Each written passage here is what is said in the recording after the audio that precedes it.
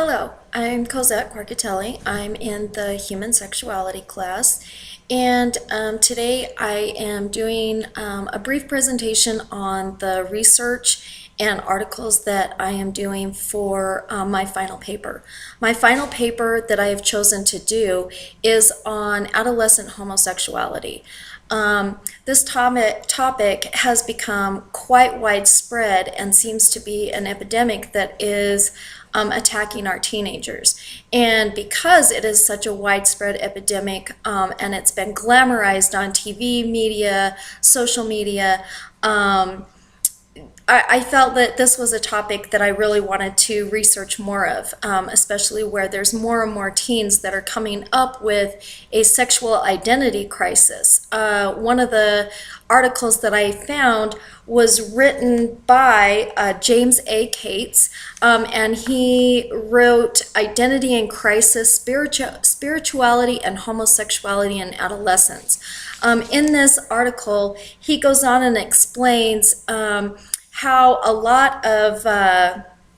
there's a lot of controversial issues that have to deal with adolescent homosexuality, and he goes into how whether or not their sexual orientation has been or can be changed. He explains or goes into the fact that adolescents may have more intense focus on the need for inclusion and peer support through their times of trying to determine their sexual identity.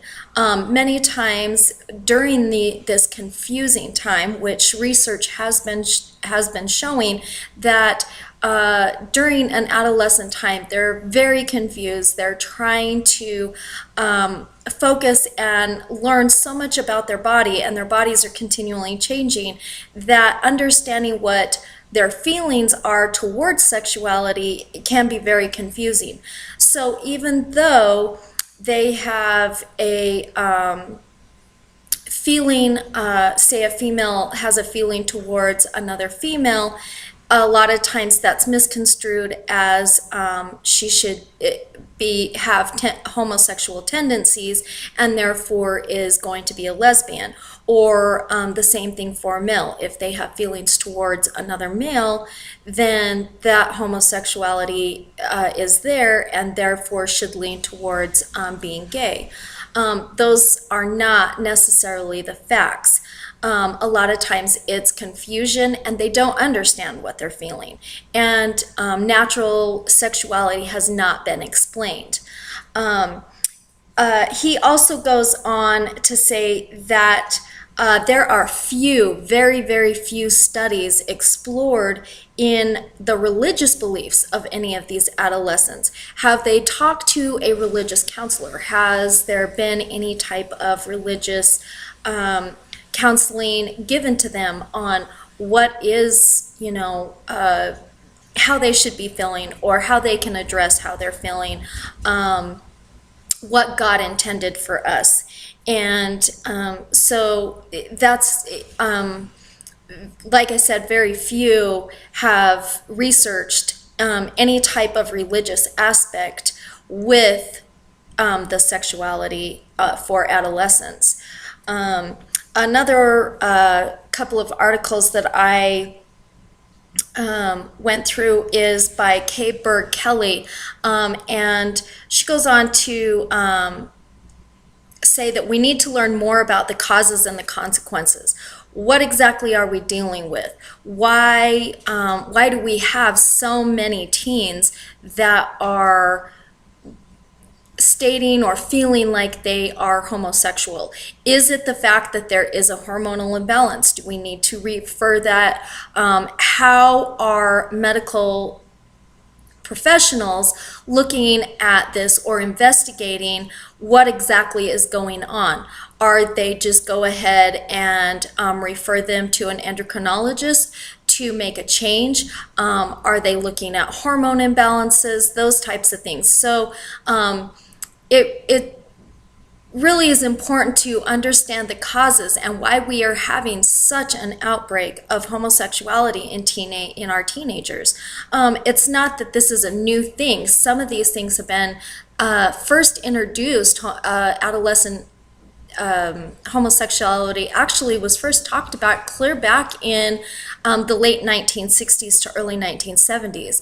And since then, it has, with the help of media and radio and TV, has completely been blown out into a social atmosphere to where it is readily available, readily talked about, almost to the point that it's glamorized and has become this a persona of its own, if you will. And so now a lot of teens, they're looking at the fact that, are they stating some of these kids who are having issues leading towards homosexuality in order to get more attention and gain attention from people, from their peers, from their family members that maybe they otherwise wouldn't have had.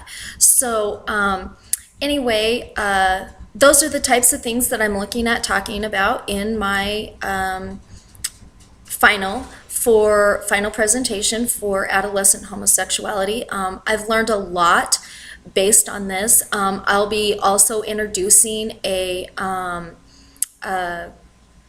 interview.